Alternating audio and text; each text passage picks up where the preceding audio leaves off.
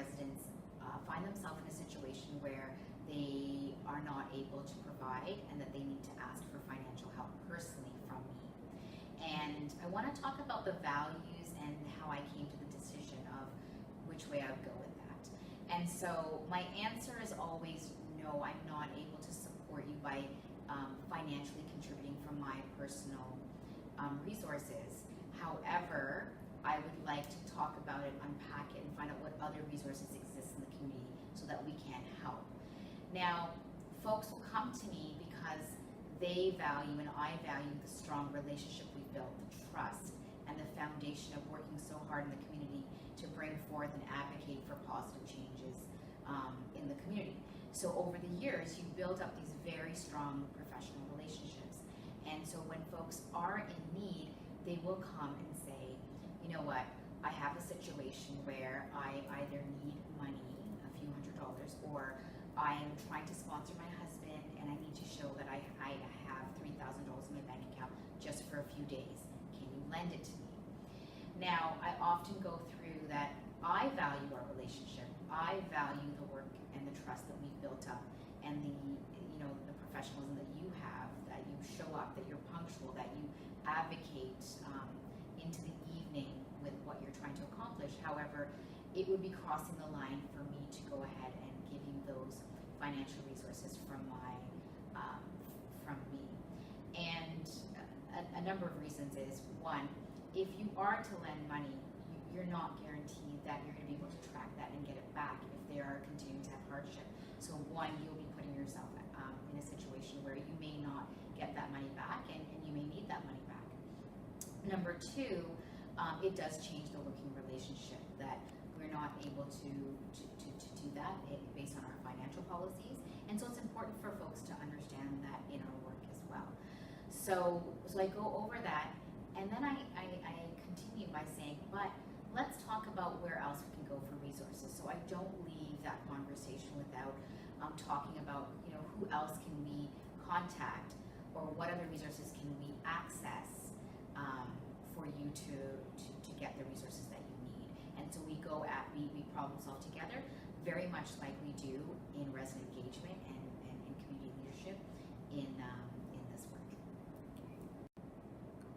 So some of the ethical responsibilities within my role and within the agency at large, AXA, are the following. I'm always looking at liability. So although as community development professionals, a percentage of our work, like 30 to 40% for me, is within the office, where we have lots of policies and procedures that we can just look at and say, hey, let's follow these. We do that like space requirements, when we're out there doing outreach, what are the ethical and liabilities around doing that, how many people should be out. We tend to have 2 full-time staff.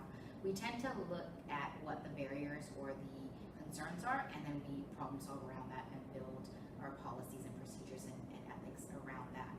Now, there are times where we're in the community and we don't have an infrastructure, we don't have as many staff, we don't have a system set up. And so when we're out there, we always have to be asking ourselves when things present them, is this an ethical dilemma? If I'm going door to door by myself and I happen to knock on a door, what can happen? And so I have to problem solve around that and ensure that I'm safe. In terms of if questions are presented to me and I do a bit of a check with myself and I think, well, this will present an ethical dilemma or a liability, then I have to state that, possibly declare it if I'm comfortable, and then talk and come back to folks. When dealing with residents and working with residents and communities and so many different stakeholders, ethics do actually play a huge role in who you are, but also who you project you are to residents and all the other partners that you work with. One specific ethical dilemma we face regularly is how we work with residents to strategize, enable, and support them in voting. And what does that mean for us as a nonpartisan agency? What does that mean for myself as an individual and where I stand in politics and what I want to actually deliver to our residents? Meaning sometimes it's actually not obviously okay or ethically okay for me to tell a resident who to vote for. What is okay for me to do is to educate them or provide resources for them so they know where all politicians stand, the platforms they serve, what's their take on all the different things that they're working on, the things that they're presenting to the public, and give that information to residents so they can make an informed choice. Ethically, that is my role.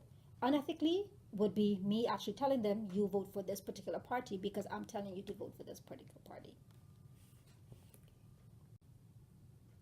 So as an individual and as a representative of an agency working in communities and in neighborhoods, we're ethically responsible to provide an unbiased space for residents to actually access.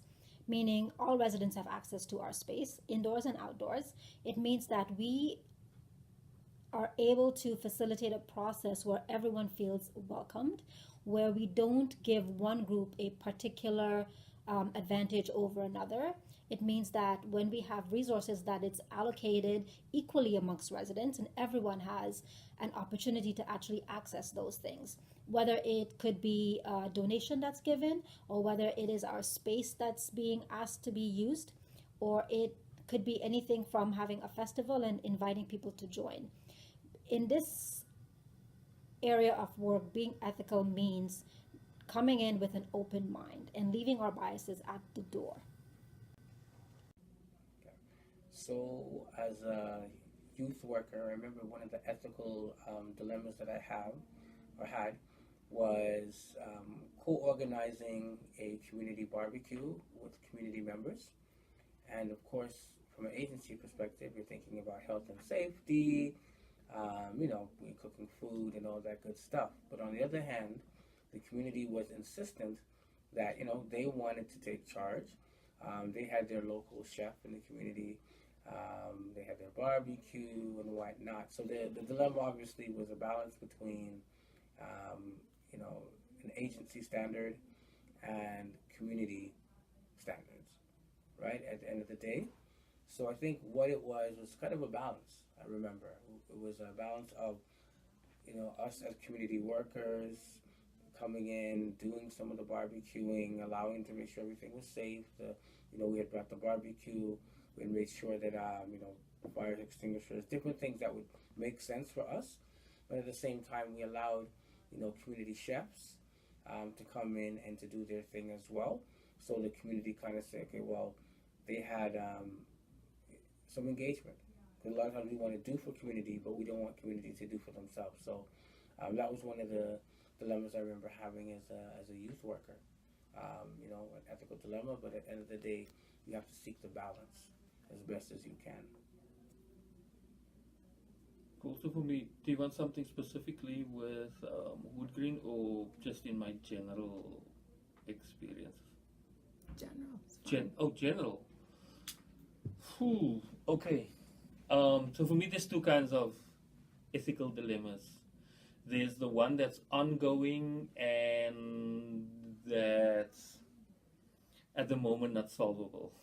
The one is working with youth and communities, providing opportunities, trying to figure out ways to thrive with a number of different challenges around, right? And the framework that we work with very often is that the broader systemic issues aren't as powerful as it really is. So for argument's sake, some young people want employment opportunities, so we'll send them to workshops, get them whatever kinds of training, certifications, all of those kinds of things, help with developing resumes, help with pre-interview kind of mock interviews, and so on and so on. And then where they live and their names, especially if it's an explicitly black name or African name or Muslim name or something like that, that will still come across the desk of someone else that could likely determine whether they will be hired or not. So they do all the things that's required. And so for me, the ethical dilemma is in providing that critical understanding of the broader systemic stuff without that paralyzing or demotivating folks. And that's an ongoing kind of dilemma. In terms of kind of general experiences, for me, it usually involves when either Eurocentric or very conventional solutions or frameworks are taken as a given. And how,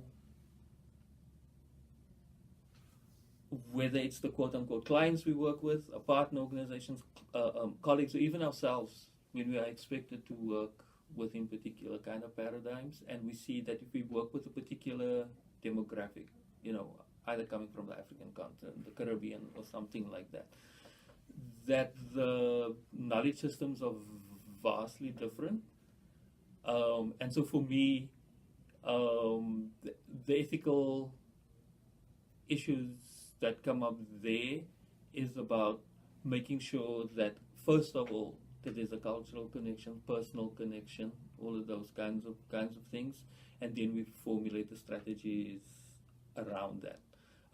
And I think a lot of that comes up, especially when dealing with other stakeholders that might work only with very conventional kinds of approaches. Okay, so ethical responsibilities to community members. First of all, is to create a safe space where people feel that they can express themselves.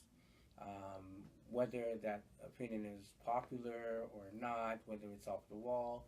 And I think a lot of times, we kind of stifle that. But I think those are the moments to actually hear people out, sometimes challenge, and sometimes even be empathetic. Again, to hear that view. So I think that we have that also a duty to kind of protect people who may have contrary views, right? And make them feel that way. I think it's also, even though it's not something you kind of look at so much, but an opportunity for people to be what we call freed up, right? To be an opportunity to feel free, to come in, to not just express ideas, but have a way of actually manifesting all those ideas. And I think that, again, ethically, we also should be reflections of some of the values that we want the young people to have. So if we are saying that, we want them to be respectful of the space or respectful to each other, we also have to demonstrate that same respect towards them and to each other as co-workers. So those are some of the things that, on a general level, I would say that are very important, right? Because they will also encourage other ethical responsibilities to happen. Right. Yeah, that also, we're working with people. They have a really clear sense of what their journeys are about and what they need, and so to provide those kinds of resources and not be the kind of know-it-all, using whatever training or institutional knowledge to kind of impose. So for me, that's important. Communicating respectfully,